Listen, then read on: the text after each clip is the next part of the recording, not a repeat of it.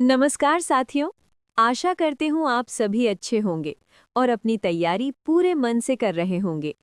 आज की इस क्लास में हम विज्ञान के एक बहुत ही महत्वपूर्ण विषय पोषण और जीवन की क्रियाओं को समझने वाले हैं। ये टॉपिक छोटा लगता है, लेकिन विज्ञान की पूरी समझ इसी से शुरू होती है, इसलिए इस क्लास को ध्यान से सुनिएगा। सबसे पहले एक बहुत ही बेसिक बात समझते हैं।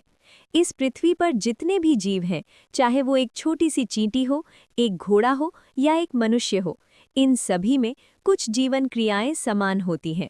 ज्यादा बड़े हों या बहुत छोटे हों, लेकिन कुछ काम हर जीव करता है, जैसे भोजन करना, चलना फिरना, पाचन करना और अपशिष्ट पदार्थों को बाहर निकालना। यानी जीवन की मूल क्रियाएं सभी जीवों में समान होती हैं। अब यहाँ एक महत्वपूर्ण शब्द आता है, शरीर क्रिया विज्ञान, या अंग्रेजी में फिजियोलॉजी। शरीर में होने वाली सभी क्रियाओं का अध्ययन, जैसे भोजन ग्रहण करना, पाचन करना, ऊर्जा बनाना और उत्सर्जन करना, इन सब का अध्ययन शरीर क्रिया विज्ञान कहलाता है। सरल भाषा में कहें तो शरीर कैसे काम करता है, यही फिजियोलॉजी का विषय है। अब आते हैं आज के मुख्य विषय पर, पोषण। एक सरल सवाल सोचिए, हम भोजन क्यों करते हैं? क्या सिर्फ स्वाद के लिए? नहीं, हम भोजन इसलिए करते हैं क्योंकि हमारे शरीर को ऊर्जा की ज़रूरत होती है। दौड़ने के लिए ऊर्जा, पढ़ने के लिए ऊर्जा, सोचने के लिए ऊर्जा, यहाँ तक कि दिल की धड़कन के लिए भी ऊर्जा चाहिए, और ये ऊर्जा हमें भोजन से मिलती है। इसलिए भोजन लेने की प्रक्रिया जिससे हमें ऊर्जा मिलती है, उसे पोषण कहते हैं। अब सवाल आता है, क्या सभी जीव एक ही तरीके से भोजन लेते हैं? नहीं, जीवों में पोषण मुख्य रूप से दो प्रकार का होता है। पहला स्वपोषण और दूसरा परपोषण। सबसे पहले समझते हैं स्वपोषण। स्वपोषी वे जीव होते हैं जो अपना भोजन स्वयं बनाते हैं। इसका सबसे बड़ा उदाहरण है हरे पेड़ पौधे। पौधे अपना भोजन बनाते हैं एक प्रक्रिया द्वारा, जिसे कहते हैं प्रकाश संश्लेषण। इस प्रक्रिया में पौधे तीन चीज़ों का उपयोग करते हैं, कार्बन डाइऑक्साइड, जल और सूर्य का प्रकाश। इनकी सहायता से पौधे अपना भोजन स्वयं बना लेते हैं। यही कारण है कि पौधों को स्वपोषी कहा जाता है। अब एक महत्वपूर्ण बात, मनुष्य स्वपोषी नहीं है क्योंकि मनुष्य अपना भोजन खुद नहीं बना सकता। वो निर्भर है गेहूं पर, चावल पर, फल और सब्जियों पर, और ये सब पौधों से आते हैं। इसलिए मनुष्य को परपोषी कहा जाता है। अब समझते हैं परपोषण। वे जीव जो अपना भोजन स्वयं नहीं बना सकते और दूसरों पर निर्भर रहते हैं, उन्हें परपोषी कहते हैं, जैसे गाय, भैंस, मनुष्य और सभी जानवर। परपोषी जीव मुख्य रूप से तीन प्रकार से भोजन प्राप्त करते हैं। पहला मृतोपजीवी, दूसरा परजीवी और तीसरा प्राणी संभोजी। सबसे पहले मृतोपजीवी पोषण। ये जीव सड़े गले पदार्थों से या मृत जीवों से अपना भोजन प्राप्त करते हैं। ये मृत पदार्थों का अपघटन कर देते हैं, जैसे कवक, जीवाणु और फफूंदी। आपने देखा होगा ब्रेड पर फफूंदी लग जाती है या दूध दही में बदल जाता है। ये सभी मृतोपजीवी पोषण के उदाहरण हैं। अब समझते हैं परजीवी पोषण। ये जीव किसी जीवित जीव के ऊपर या अंदर रहकर उससे भोजन प्राप्त करते हैं। जिस जीव से ये भोजन लेते हैं उसे कहते हैं होस्ट, यानी पोषक जीव, जैसे मलेरिया परजीवी, फीता कृमि, एस्केरिस। पौधों में एक प्रसिद्ध उदाहरण है अमरबेल। अमरबेल जिस पौधे पर चिपकती है उसका सारा पोषण ले लेती है और धीरे धीरे उसे सुखा देती है। अब तीसरा प्रकार, प्राणी संभोजी पोषण। इस प्रकार के पोषण में जीव भोजन को ठोस या तरल रूप में लेते हैं और फिर शरीर के अंदर उसका पाचन होता है, जैसे अमीबा, मनुष्य और सभी जानवर। अधिकांश जीवों में यही पोषण पाया जाता है। अब समझते हैं प्राणी संभोजी पोषण की पूरी प्रक्रिया। ये प्रक्रिया 5 चरणों में पूरी होती है। पहला चरण अंतर्ग्रहण। भोजन को शरीर के अंदर लेना अंतर्ग्रहण कहलाता है। जैसे मनुष्य मुंह से भोजन लेता है, अमीबा शरीर की सतह से भोजन ग्रहण करता है। दूसरा चरण पाचन। जब भोजन शरीर में जाता है तो वो सीधे उपयोग के योग्य नहीं होता। ठोस और जटिल भोजन को सरल और घुलनशील रूप में बदलना पाचन कहलाता है। दांत भोजन को छोटे टुकड़ों में तोड़ते हैं ताकि वो आसानी से पच सके। तीसरा चरण अवशोषण। जब भोजन पच जाता है तो उसके पोषक तत्वों को आंतें सोख लेती हैं। इस प्रक्रिया को अवशोषण कहते हैं। इसे ऐसे समझिए जैसे स्पंज पानी को सोख लेता है, वैसे ही आंतें पोषक तत्वों को सोख लेती हैं और उन्हें रक्त में मिला देती हैं। चौथा चरण स्वांगीकरण। अब जो पोषक तत्व रक्त में मिल गए हैं, उन्हें शरीर उपयोग में लाता है। इसी प्रक्रिया को स्वांगीकरण कहते हैं। इससे ऊर्जा मिलती है, शरीर बढ़ता है और कोशिकाओं की मरम्मत होती है। पांचवा और अंतिम चरण उत्सर्जन। भोजन का वो भाग जो पच नहीं पाता, उसे शरीर से बाहर निकाल दिया जाता है। इसी प्रक्रिया को उत्सर्जन कहते हैं। ये अपचित भोजन मल के रूप में शरीर से बाहर निकल जाता है। अब पूरी प्रक्रिया को एक बार क्रम से याद कर लीजिए। अंतर्ग्रहण, पाचन, अवशोषण, स्वांगीकरण, उत्सर्जन। यही है प्राणी संभोजी पोषण की पूरी प्रक्रिया। तो साथियों, आज की इस कक्षा में हमने समझा सभी जीवों में जीवन क्रियाएं समान होती हैं। शरीर की क्रियाओं के अध्ययन को फिजियोलॉजी कहते हैं। भोजन से ऊर्जा प्राप्त करने की प्रक्रिया पोषण कहलाती है। पोषण के 2 प्रकार होते हैं, स्वपोषण और परपोषण। परपोषी जीव 3 प्रकार के होते हैं, मृतोपजीवी, परजीवी और संभोजी। और संभोजी पोषण 5 चरणों में पूरा होता है। बस इतना कॉन्सेप्ट अगर क्लियर हो गया तो ये पूरा टॉपिक हमेशा के लिए याद हो जाएगा। अब हम जीवन की उन प्रक्रियाओं को समझेंगे जो हर जीव के अस्तित्व की आधारशिला है।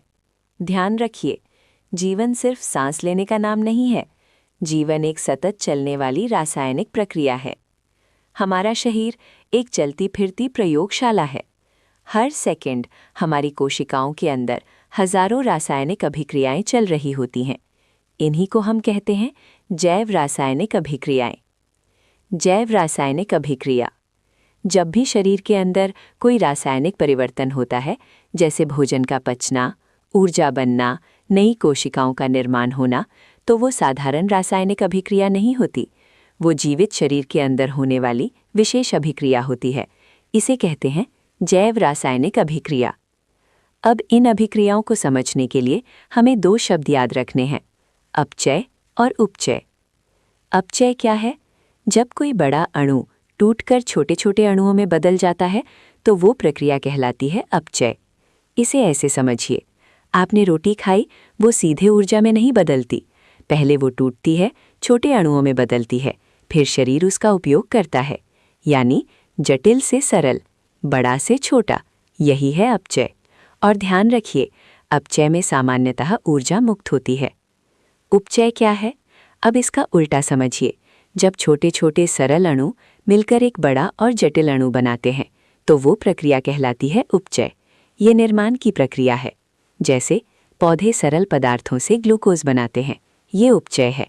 ध्यान रखें, उपचय में ऊर्जा खर्च होती है। उपापचय। अब इन दोनों को जोड़ दीजिए, अपचय और उपचय दोनों मिलकर बनाते हैं उपापचय, यानी शरीर के अंदर होने वाली सभी रासायनिक प्रक्रियाओं का कुल योग। यदि उपापचय रुक जाए तो जीवन रुक जाएगा। अब चलते हैं पौधों की दुनिया में। हमने समझा कि उपचय में निर्माण होता है। पौधों में सबसे बड़ी निर्माण प्रक्रिया है प्रकाश संश्लेषण।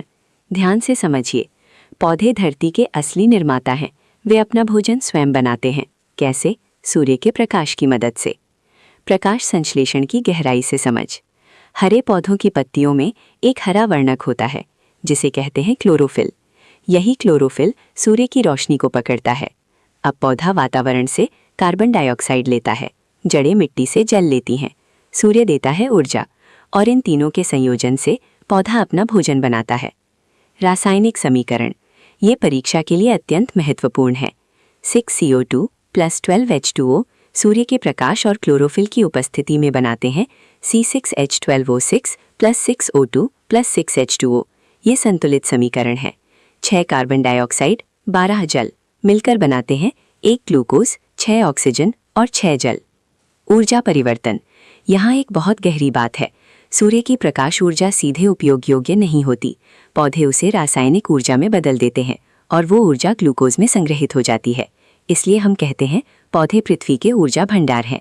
प्रकाश संश्लेषण का महत्व। जो ऑक्सीजन निकलती है वही हमारी सांस है। यदि पौधे ना हो तो ऑक्सीजन नहीं होगी, और यदि ऑक्सीजन नहीं होगी तो श्वसन नहीं होगा, और यदि श्वसन नहीं होगा तो जीवन नहीं होगा। अब समझते हैं श्वसन। श्वसन सिर्फ सांस लेना नहीं है, ये ऊर्जा बनाने की प्रक्रिया है। हम ऑक्सीजन लेते हैं, ये ऑक्सीजन कोशिकाओं तक जाती है, वहाँ ग्लूकोज के साथ अभिक्रिया करती है और ऊर्जा बनती है। इस प्रक्रिया में कार्बन डाइऑक्साइड बनती है, जिसे हम बाहर निकाल देते हैं। श्वसन के चरण: सांस अंदर लेना, निश्वसन; सांस बाहर छोड़ना, उच्छ्वास। एक महत्वपूर्ण तथ्य: एक स्वस्थ व्यक्ति 1 मिनट में लगभग 250 मिलीलीटर ऑक्सीजन लेता है और लगभग 200 मिलीलीटर कार्बन डाइऑक्साइड छोड़ता है। इसका अर्थ है ऑक्सीजन जीवन के लिए अधिक आवश्यक है। अब समझते हैं श्वसन तंत्र। श्वसन एक प्रणाली से संचालित होता है, जिसे कहते हैं श्वसन तंत्र। इसमें कई अंग मिलकर काम करते हैं: नासाद्वार, नासागुहा, ग्रसनी, श्वास नली, फेफड़े, डायाफ्राम। जब हम सांस लेते हैं, डायाफ्राम नीचे की ओर खिंचता है, फेफड़े फैलते हैं, हवा अंदर जाती है। जब हम सांस छोड़ते हैं, डायाफ्राम ऊपर उठता है, फेफड़े सिकुड़ते हैं, हवा बाहर निकलती है। एक महत्वपूर्ण सावधानी: भोजन नली और श्वास नली पास पास होती हैं, इसीलिए कभी कभी खाते समय भोजन श्वास नली में चला जाता है और हमें खांसी आने लगती है। अंतिम कनेक्शन समझिए। पौधे प्रकाश संश्लेषण करते हैं, ऑक्सीजन बनाते हैं। हम श्वसन करते हैं, ऑक्सीजन लेते हैं। हम कार्बन डाइऑक्साइड छोड़ते हैं, पौधे उसे लेते हैं। यानी प्रकृति में एक संतुलन है, इसी संतुलन से जीवन संभव है। अंतिम सार: अपचय ऊर्जा मुक्त करता है, उपचय ऊर्जा खर्च करता है, दोनों मिलकर उपापचय बनाते हैं। प्रकाश संश्लेषण ऊर्जा संग्रह करता है, श्वसन ऊर्जा मुक्त करता है और श्वसन तंत्र इस पूरी प्रक्रिया को संचालित करता है। चलिए शुरू करते हैं अपना नेक्स्ट टॉपिक, उत्सर्जन। भाग 1, उत्सर्जन क्या है? सबसे पहले एक सीधा सवाल। हम खाना खाते हैं, सांस लेते हैं, दवाई खाते हैं, तो क्या शरीर में सिर्फ उपयोगी चीजें ही रहती हैं? नहीं, शरीर में कुछ पदार्थ ऐसे भी बनते हैं जो हमारे लिए हानिकारक होते हैं, जिन्हें बाहर निकालना जरूरी है। इन्हीं अपशिष्ट पदार्थों को बाहर निकालने की प्रक्रिया को कहते हैं उत्सर्जन, एक्सक्रीशन। परिभाषा याद रखिए, जीव के शरीर से अपशिष्ट पदार्थों को बाहर निकालने की प्रक्रिया को उत्सर्जन कहते हैं। बहुत सरल, बहुत स्पष्ट। अब सवाल, कौन कौन से अपशिष्ट निकलते हैं?